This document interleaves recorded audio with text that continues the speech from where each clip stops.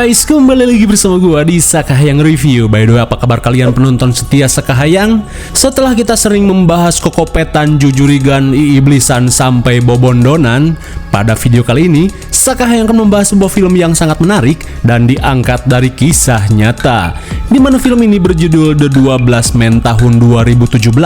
Oke lah, karena film ini cukup panjang, mending kita langsung saja ke pembahasannya. Dan jika kalian suka dengan channel ini seperti biasa, silahkan support aja biar gak ketinggalan video menarik lainnya dari Sakahayang. Pada Perang Dunia Kedua, tepatnya pada 9 April 1940, pasukan Nazi yang dipimpin oleh Om Kumis telah berhasil menguasai Norwegia. Hingga pada tahun 1943, tentara Norwegia mendapat pelatihan khusus dari tentara Inggris untuk menjalankan operasi Martin Red, di mana mereka menurunkan 12 prajurit Norwegia terpilih untuk menyabotase fasilitas dan lapangan udara yang telah dikuasai Nazi. Dan menurut catatan sejarah, hanya satu orang yang berhasil selamat saat menjalankan tugasnya. Hvordan stämningen väl kan värja på motor. Jag svarar med en kampmotor är så langfarsväcket.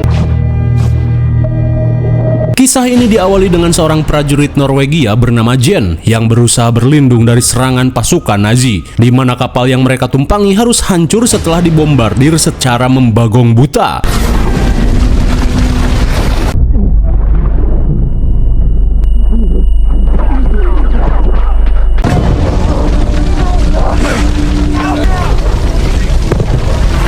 Di tengah kondisi kedinginan, Jen pun panik saat pasukan Nazi berhasil menangkap rekan-rekannya. Di saat itu pula Sigurd yang juga tertangkap meminta Jen untuk kabur karena mereka belum mengetahui keberadaan Jen. Was ist Ihre Mission? Hey, hey, da ist jemand!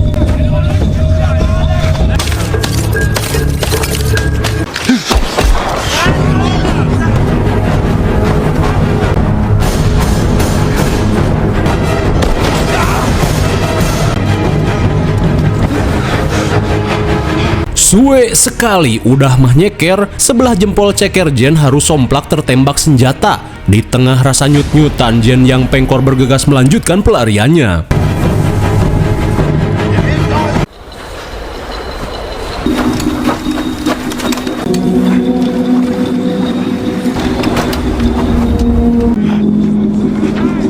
Akhirnya Jen pun berhasil lolos dari kejaran prajurit Nazi.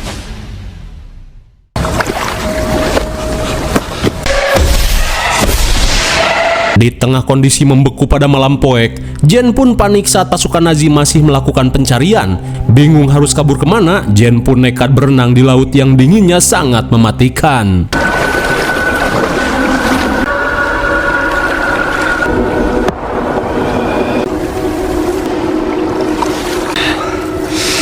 Di saat itu pula, Kapten Walter merasa yakin jika tidak ada manusia yang bisa bertahan di air sedingin ini lebih dari 1 menit. Kemudian, Walter mengajak pasukannya untuk kembali ke markas. Sementara itu, dengan tubuh yang ngegibrik parah, Jen yang hampir mati berusaha meminta bantuan pada sepasang nelayan lokal yang sedang mencari ikan.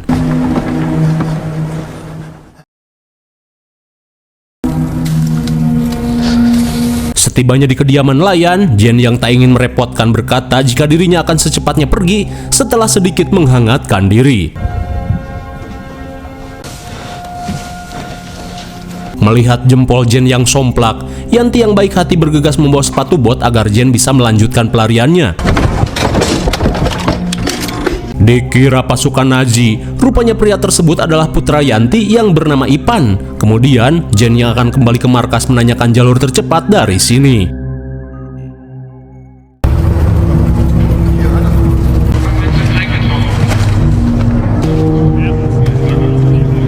Kemudian scene beralih ke base camp Nazi. Saat atasan Walter yang bernama Kurt datang, ia pun melaporkan jika kesatuannya telah berhasil menangkap prajurit Norwegia yang akan melakukan sabotase.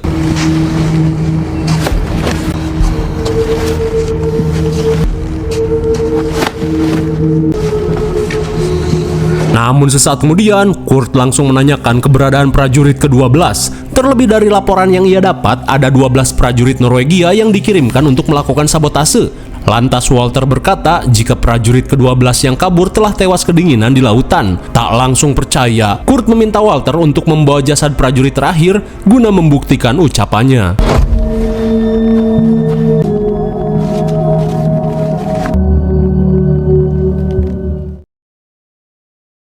Di keesokan harinya, rekan Jen yang tertangkap terlihat cemas dengan nasibnya saat ini, apalagi saat melihat Sigurd yang kembali dengan keadaan bonyok. Dan karena mereka tak mendapatkan informasi penting, pasukan Nazi langsung membawa rekan Sigurd untuk diinterogasi.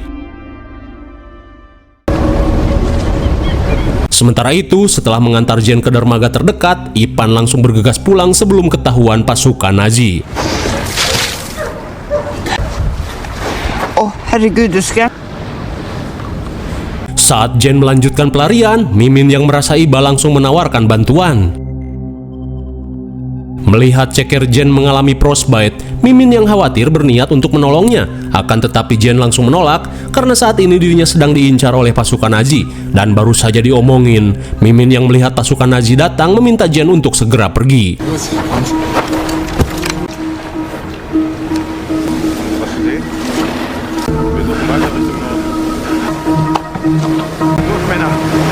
Hampir saja ketahuan. Kemudian Jen bergegas melanjutkan pelarian.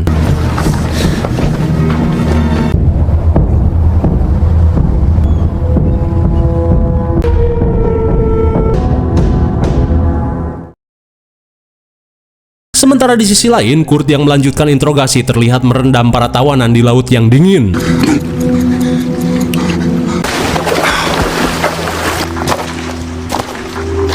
Weiter!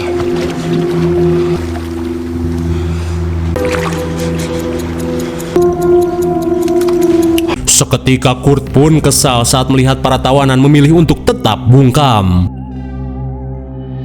Di malam harinya, setelah interogasinya tak membuahkan hasil, pasukan Nazi yang sudah muak bersiap mengeksekusi ke-11 tawanan yang mereka tangkap. Gud signe och låt lysa dina.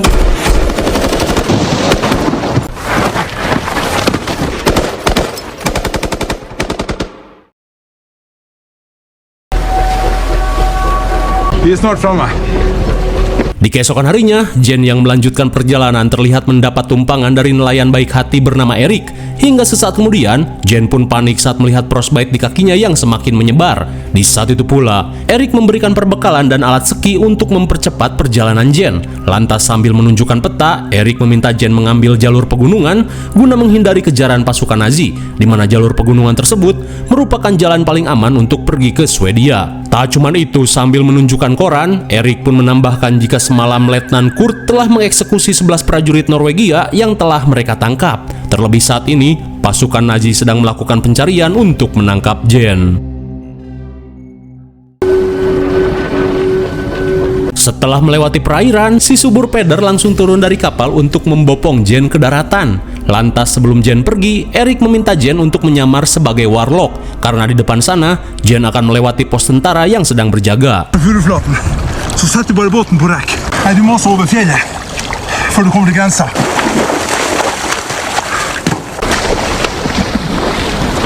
Da is een goed appartement of de fjord afgegriffen.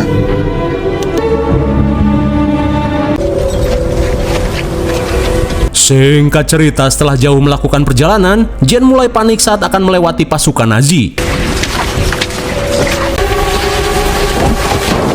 Daetasi Goodboy, bagaikan pemotor tak punya SIM, Jen yang panik malah terjatuh hingga membuat keberadaannya diketahui. Di tengah ketegangan, Jen berusaha untuk tenang saat ia dihampiri oleh Kurt yang kebetulan berada di pos ini. Namun sungguh keajaiban, Kurt yang kurang fokus tak menyadari Jen saat ia mengembalikan kupluknya.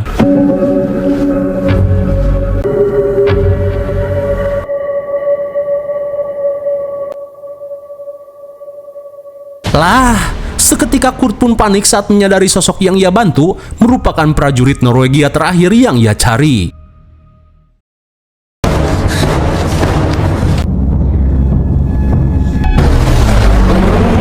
Kembali pada Jen melihat pesawat Nazi yang mengintai, ia pun merasa jika identitasnya telah diketahui.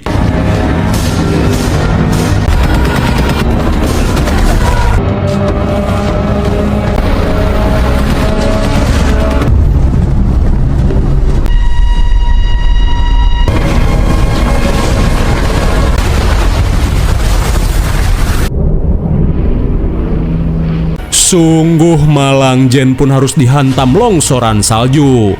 Apakah Jen masih bisa bertahan?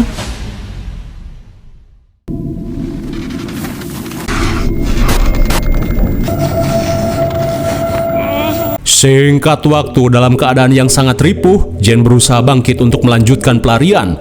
Sementara di markas, pilot pesawat yang melakukan penyerangan mengungkapkan jika setelah longsoran yang terjadi, dirinya kehilangan jejak Jen. Mendengar hal itu, Kurt meminta semua pasukannya untuk menyusuri bekas longsoran dan mencari keberadaan Jen. Kembali pada Jen yang berusaha mencari bantuan.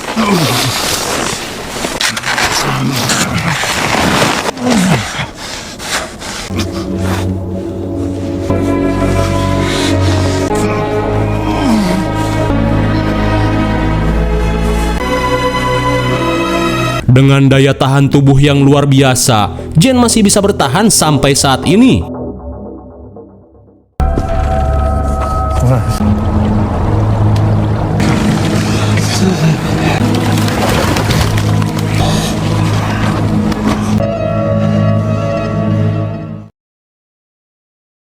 Kembali ke TKP, setelah menemukan benda-benda milik Jen, para tentara bergegas kembali ke pos untuk melaporkan hal tersebut.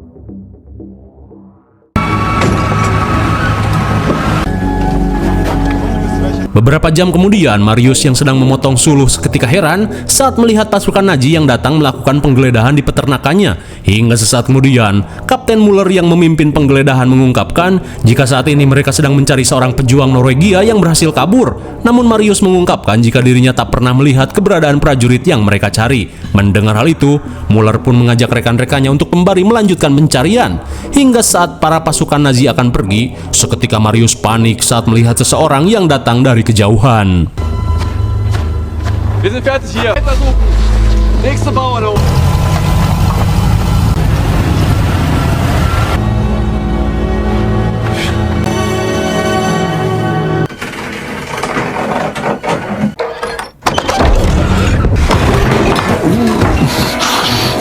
Setelah menggunakan tenaga terakhirnya untuk menyantap makanan, Jen yang ripuh langsung terkapar. Hingga sesaat kemudian, mereka pun khawatir saat melihat kondisi Jen yang mengalami frostbite. Lantas, mereka yang merasa iba bergegas melakukan pertolongan pada Jen.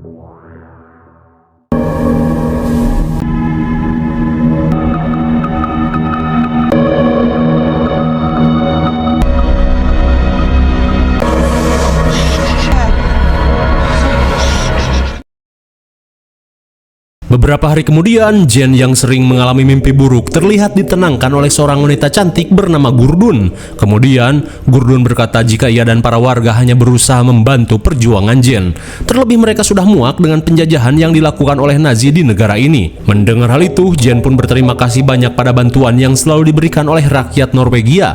Lantas dengan penuh harapan, Gurdun berkata jika pasti ada alasannya Jen diberi kesempatan hidup sampai saat ini. Ia pun berharap suatu saat nanti Jen dan para pejuang lain mampu memerdekakan negaranya ini. Namun di tengah obrolan, seketika mereka pun panik saat mendengar suara mobil pasukan Nazi.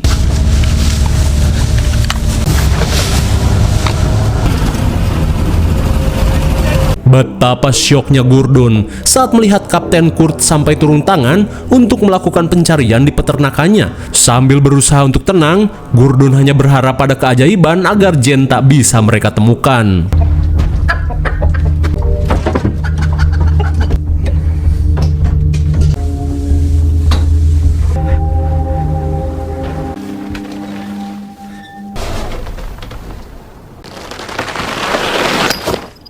Saat hampir ketahuan, untungnya perhatian Kurt teralihkan saat pin kebesaran yang diberikan oleh Om Kumis terjatuh. Di tengah kepanikan, Kurt pun merasa lega saat pin kebesarannya bisa ditemukan. Hingga dari kejadian itu, Kurt pun sampai lupa untuk mengecek lumbung bagian atas hingga Jen pun tak bisa ditemukan.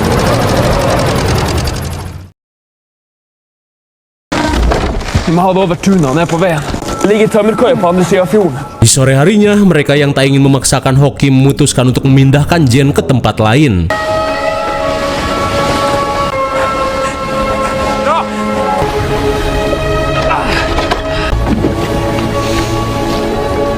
Hingga setibanya di tepi perairan, mereka langsung menyeberangkan Jen ke seberang teluk menggunakan perahu Viking.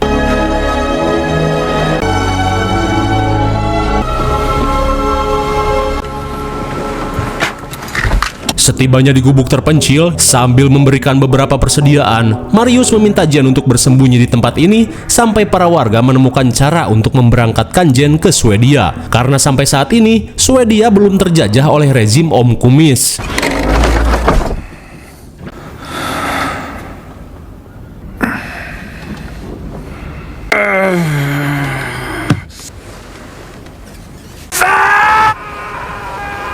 Namun setelah Marius pergi, rasa sakit di kakinya semakin menjadi-jadi.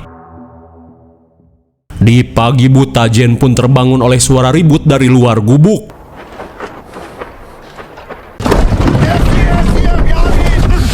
Untung saja sergapan tentara Nazi hanyalah mimpi.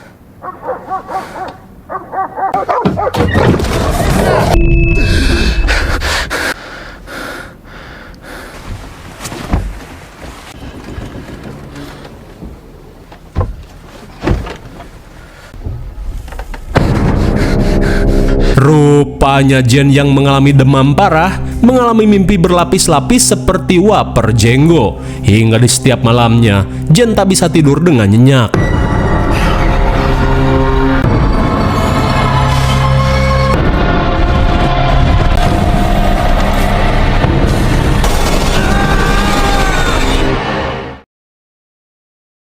Beberapa hari kemudian, Jen yang sudah tak kuat menahan sakit di ceker memberanikan diri untuk mengeceknya.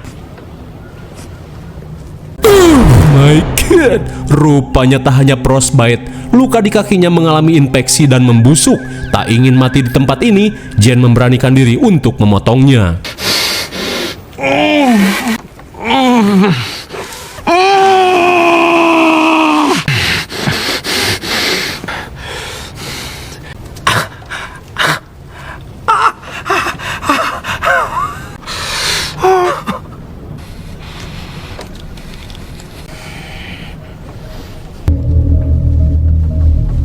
Akhirnya, meski harus merasakan nyeri yang ekstrim, Jen pun berhasil membuang bagian cekernya yang membusuk.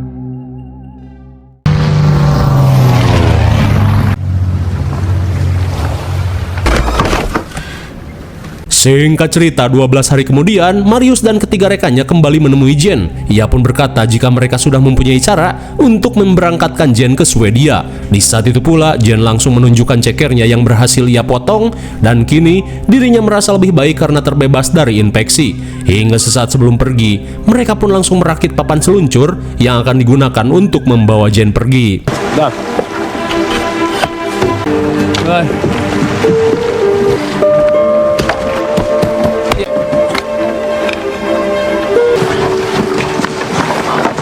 Setelah persiapan selesai, mereka pun bergegas memulai perjalanan.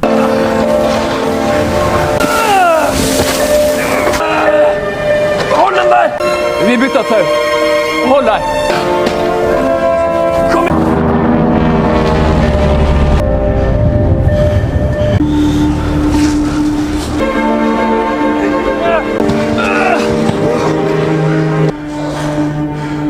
Du kommer tillbaka till Furuflaten för att börja leta efter oss. Singkat cerita, setelah menempuh perjalanan jauh, Marius meminta Jen untuk bertahan 1 hari saja di bawah batu ini, di mana besok rekannya akan datang dan membawa Jen ke Swedia.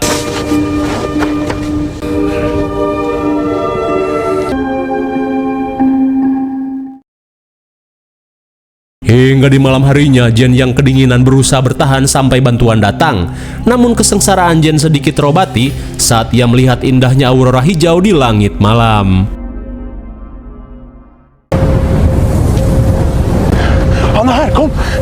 Di keesokan harinya, Nigo dan rekannya bergegas membawa Jen ke Swedia sebelum ketahuan pihak Nazi.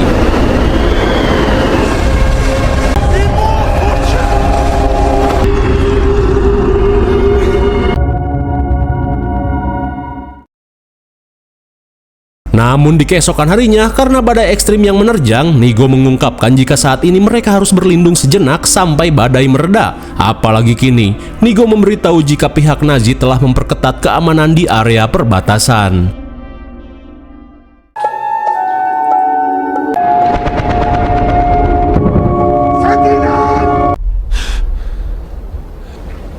Vem är du? Di keesokan harinya, Jen pun kaget saat melihat seorang bapac-bapac yang sedang mengecek kakinya. Lantas sambil memperkenalkan diri, Aslak memberitahu jika dirinya hanya berusaha membantu perjuangan Jen. Kemudian, Aslak yang penasaran langsung menanyakan kronologi gagalnya misi Jen bersama 11 rekannya. Dan seketika Jen teringat pada hari naas itu, di mana ketika itu Jen dan yang lainnya ditugaskan untuk menghancurkan fasilitas Nazi dan pangkalan udara dengan 12 ton dinamit. Namun suenya, aksi mereka malah diketahui oleh pihak Nazi yang langsung menembaki mereka.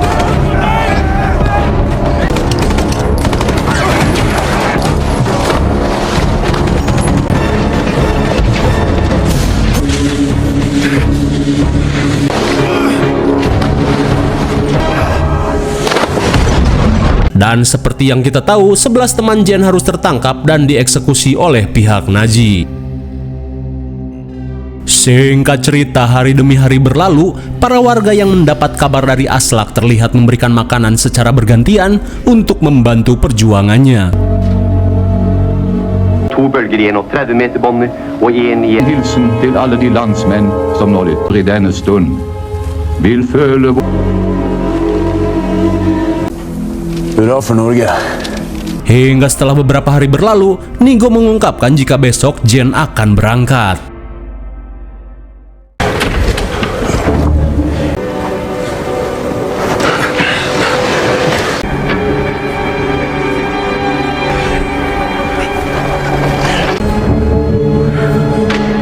Hingga setelah hampir sampai di perbatasan, Nigo berkata jika ia mempunyai cara agar Jen bisa melewati penjagaan pasukan Nazi.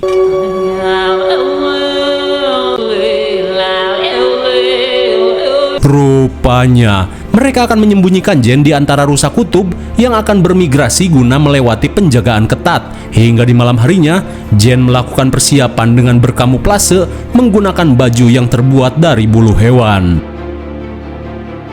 Sementara di sisi lain, Gurdun dan Marius mulai dicurigai setelah mendapat informasi dari seorang cepu. Di saat itu pula, Kurt langsung melakukan pengecekan ke dalam gubuk.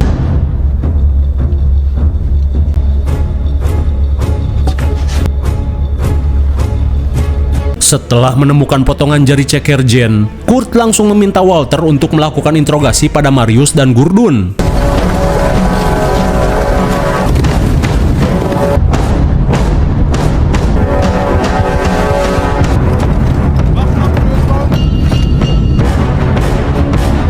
Kembali pada Jen, ia pun mulai dibawa menuju perbatasan dengan cara berkamuflase di antara kawanan rusa kutub.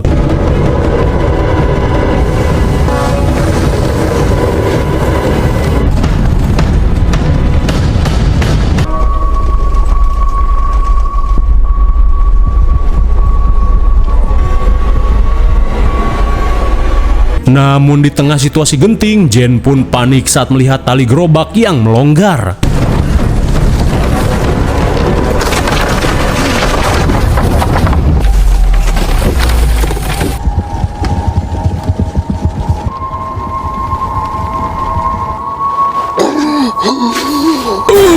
My God, suwe sekali. Upaya pelarian Jen terhenti setelah tali pengikat keretanya terlepas. Di tengah kondisi ripuh, Jen pun menyadari jika pelariannya sudah diketahui pasukan Nazi.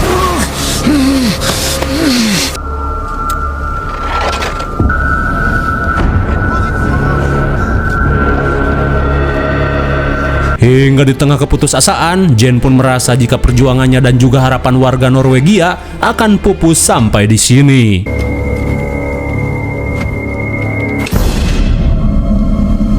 Namun entah mujizat atau apa, tiba-tiba rusa yang Jen tunggangi kembali menghampirinya, seolah ingin memberikan bantuan demi kemerdekaan.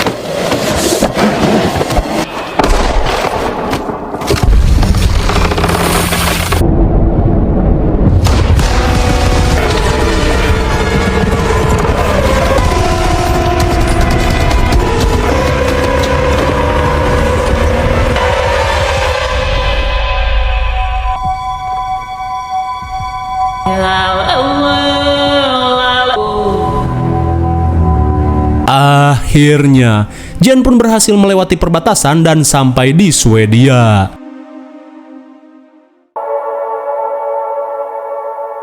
Det er over nå.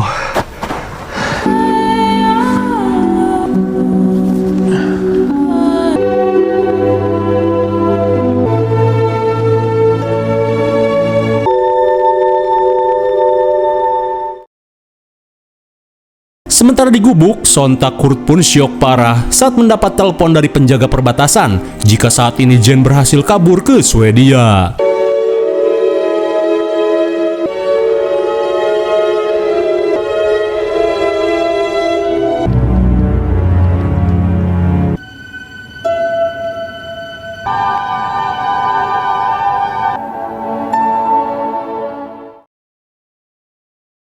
Singkat cerita, 3 bulan kemudian, Jen menemui komandan Inggris untuk memberikan berkas operasi rahasia yang mereka jalankan. Rupanya, operasi Jen tidak sepenuhnya gagal, di mana ia memiliki sebuah informasi rahasia untuk mengalahkan pasukan Nazi. Hingga sesaat sebelum pergi, Jen pun memberi semangat pada beberapa kadet muda, di mana sebentar lagi kegilaan ini akan segera berakhir.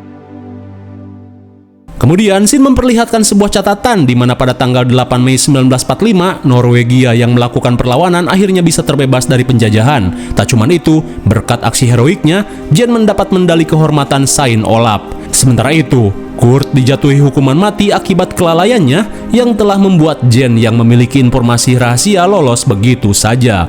Lalu, film pun sudah berakhir. Bagaimana kisah yang cukup menarik bukan? Tak ada yang perlu dijelaskan karena sudah jelas IMDb untuk film ini adalah 7,3 dan menurut Sekhayang cocok saja dengan nilai segitu. Mungkin segini saja review dan pembahasan film The 12 Men 2017. Jangan lupa like, share, dan subrek supaya kalian tidak ketinggalan jika ada video menarik lainnya dari Sekhayang. Thanks for watching and see you on next video. Bye-bye.